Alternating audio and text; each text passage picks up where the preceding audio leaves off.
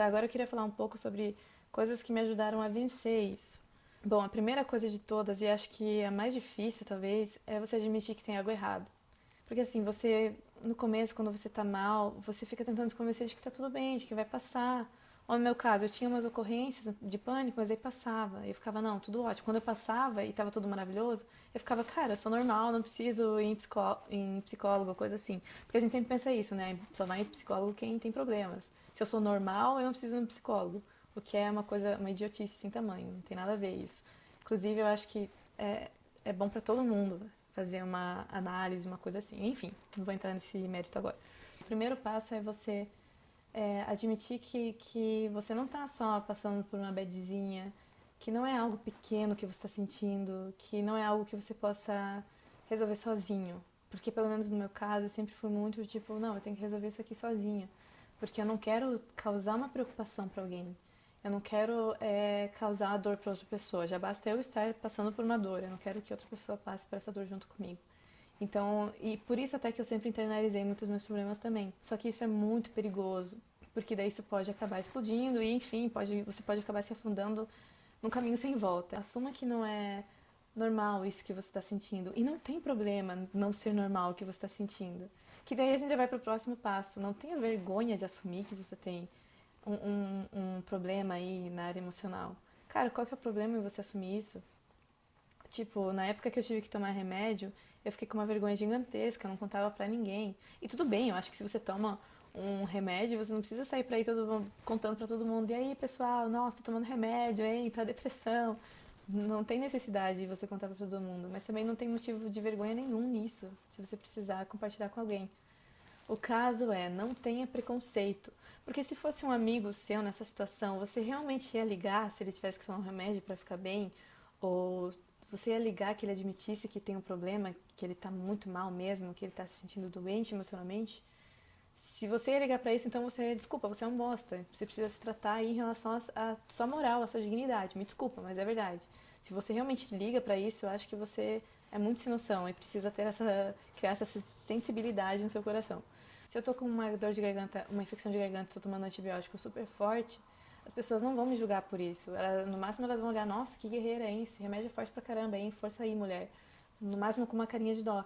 Agora, se eu falo que tô tomando Rivotril, por exemplo, a galera vai jogar pra caramba, normalmente. Já vai achar assim, nossa, a guria é meio louca e tal, pesado, hein? Vai saber o que esse remédio pode causar, sei lá o quê. E não tem nada a ver. Quer dizer, o antibiótico ele serve para minha dor de garganta, o Rivotril serve para o meu problema psicológico, por exemplo. Qual que é a diferença? Os dois vão servir para o mesmo fim, que é me trazer uma saúde 100%. Então, gente, menos preconceito, por favor. Eu conheço inúmeras pessoas que já passaram por depressão ou por problemas emocionais, só que todo mundo deixa isso meio que em off, né? Justamente por ter vergonha, por ter preconceito, por não querer preocupar ninguém ou coisa semelhante. Volto a repetir, não é uma coisa que você precisa anunciar para todo mundo também, mas o que eu quero dizer é assim, não tem por que você ter vergonha. A gente não tem vergonha quando a gente tá com uma gripe de falar, eu tô com gripe. Pô, depressão é uma doença também, é uma doença que tem tratamento, que vai passar, então, tipo assim, chega de ficar com essa neura de, eu não posso ter um problema emocional porque vão achar que eu sou louca.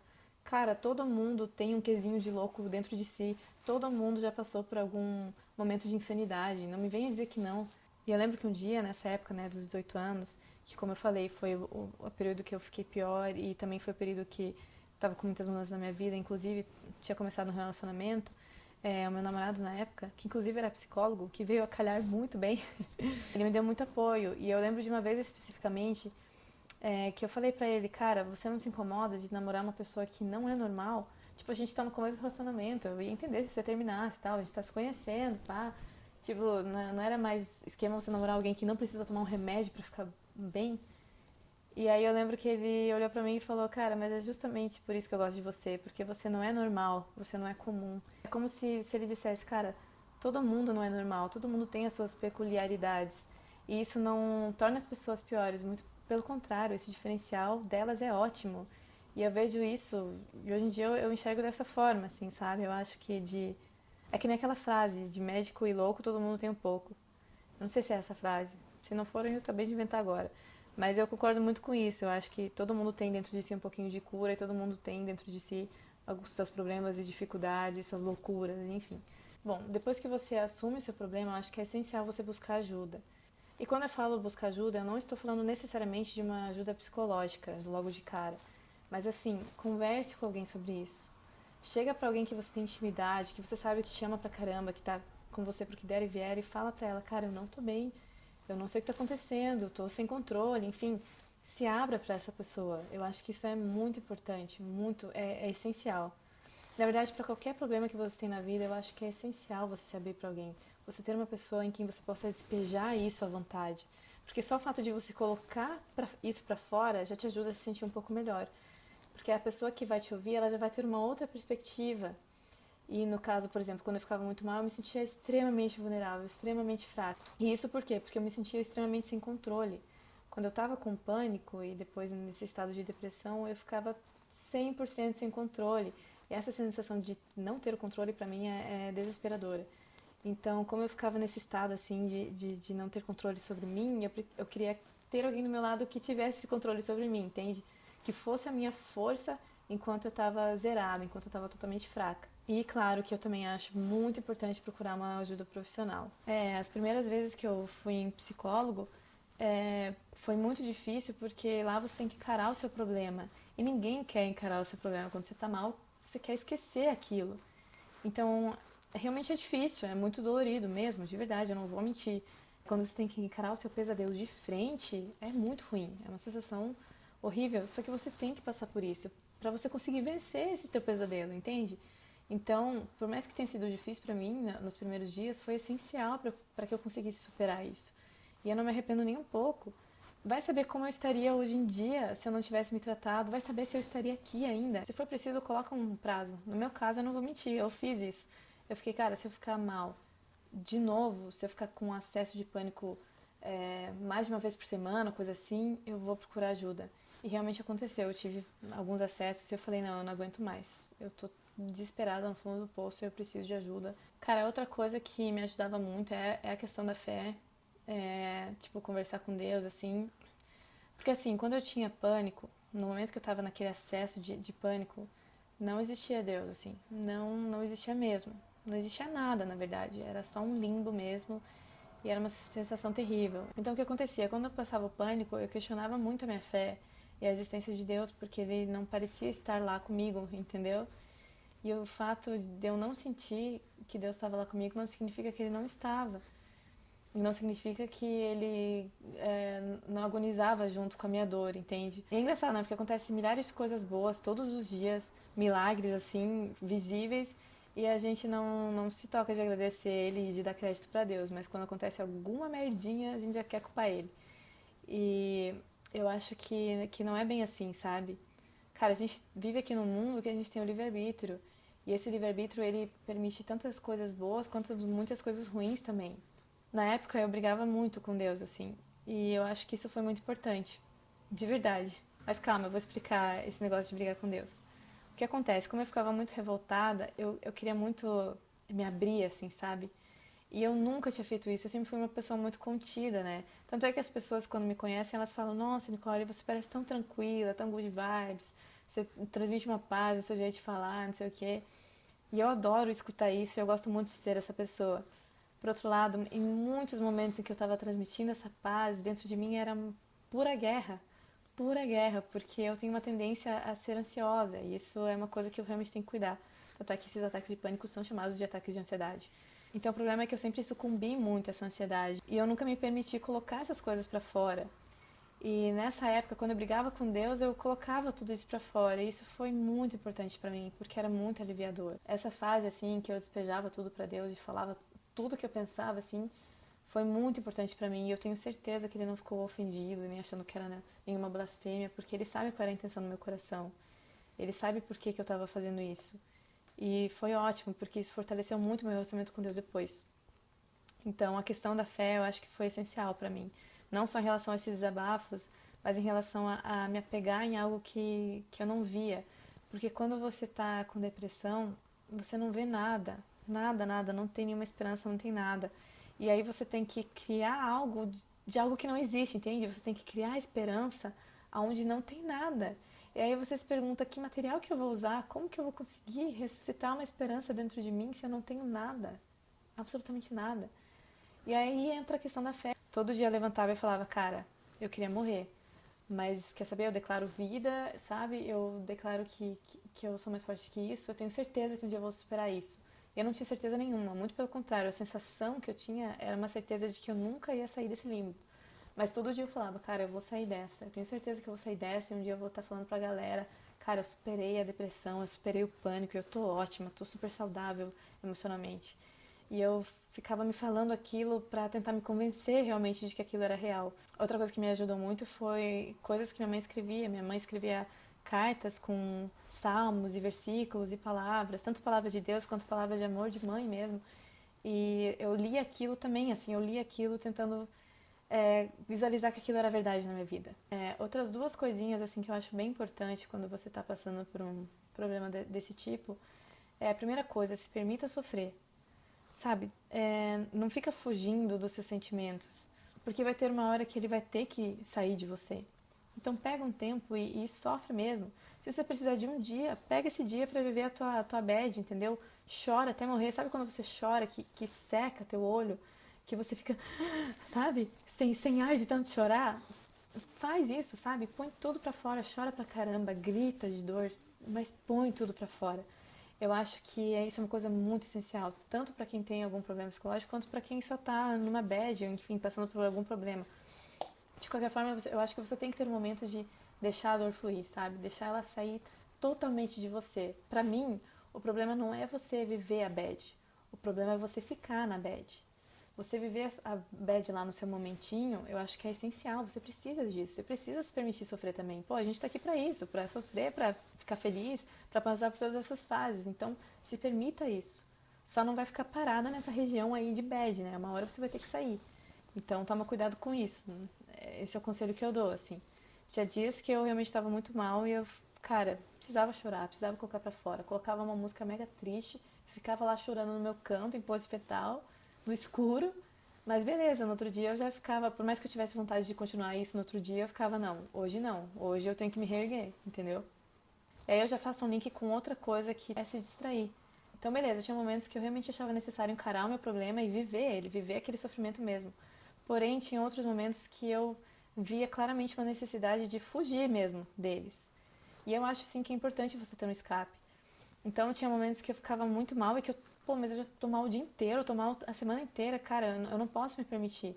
Aí eu procurava alguma outra coisa pra me focar, entende? Aí eu assistia televisão, assistia filme, assistia séries, porque daí a realidade daqueles personagens me distraía. E eu me sentia feliz, eu me sentia bem. Ou então eu lia um livro, saía com os amigos, enfim, eu me distraía de alguma forma. E assim, quando você tá com depressão, você não quer fazer absolutamente nada. Mas procure algumas coisas para você se ocupar também. Começa a tentar mudar o seu foco, sabe? Vai focando em outras coisas. Se permita também ter um momento de distração, fugir do problema de vez em quando, entende? Tenha sua válvula de escape, eu acho que é importante também. Falando em válvula de escape, uma válvula de escape que também funcionava muito pra mim era uma coisa que minha mãe fazia quando eu era criança, que é falar de coisas boas que vão acontecer no futuro, entendeu? Mas quando eu digo isso, não é no futuro, ai, nossa, um dia você vai se casar, minha filha, não, eu tô falando no futuro próximo mesmo. Porque assim, quando eu tava muito mal, eu não tinha perspectiva de um futuro bom.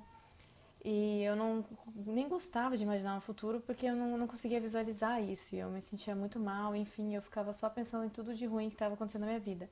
E aí eu pensar que alguma coisa muito legal ia acontecer daqui a pouco, daqui a uns dias, me ajudava a ter um foco de que, nossa, eu posso estar numa bosta hoje, mas aquele dia vai ser demais, então eu vou me apoiar nisso. Então, por exemplo, assim, ó, na época de Natal era a pior época pra mim. E o que é muito irônico, porque Natal é a minha época do ano favorita e sempre foi, sempre será, eu acho. Eu adoro Natal mesmo, eu gosto muito. Porém, como era época de férias, eu ficava muito tempo sem ter o que fazer, o que me dava uma margem muito grande para os meus pensamentos. Então eu começava a pensar demais, daí eu ficava mal, e era a época que eu mais tinha pânico na minha vida. E aí, quando eu tava assim nessa bad, minha mãe falava assim: Nicole, pensa que daqui uma semana a gente vai viajar pra praia, e você adora praia, e você vai se divertir muito. E aquilo me dava um ânimo muito grande, porque daí eu colocava a minha esperança naquilo. Cara, aquele dia vai ser demais. Então, se hoje tá uma coisa horrível, eu vou tentar me focar naquele dia que eu tenho certeza que eu vou me divertir pra caramba. E assim eu ia levando as férias, assim, nossa, amanhã eu vou dormir na casa da minha melhor amiga e eu vou me divertir tanto que eu não vou nem ter tempo de pensar nos meus problemas e o pânico não vai ter espaço no meu dia, enfim. Essas coisas também me ajudavam muito. É uma coisa muito besta se você for parar pra pensar, mas me ajudava pra caramba. Além disso, eu acho que é muito importante você não abandonar a sua vida social, sabe? Bom, eu já falei antes, né? Eu acho que você tem que ter os seus momentos, sim, de ficar sozinho, de sofrer, de se permitir viver esse problema. Eu acho que qualquer situação que você passa na sua vida que seja ruim, não só de problema emocional especificamente, mas qualquer problema que você passe, você vai precisar ter um momento sozinho de reflexão, só você com você mesmo, ou só você e Deus, enfim. Mas depois disso, eu acho que você tem que ter um momento de alimentar a sua vida social. Eu acho que você não pode abandonar isso. Volto a refrisar que tem momentos que você realmente não vai querer sair, que não é um bom dia para você sair mesmo, que você tem que ficar em casa, na sua. E beleza, tudo bem, eu acho que isso tem que ser respeitado. Por outro lado, você não pode sucumbir a ficar morando no seu quarto, entendeu? Tem uma hora que você vai ter que sair.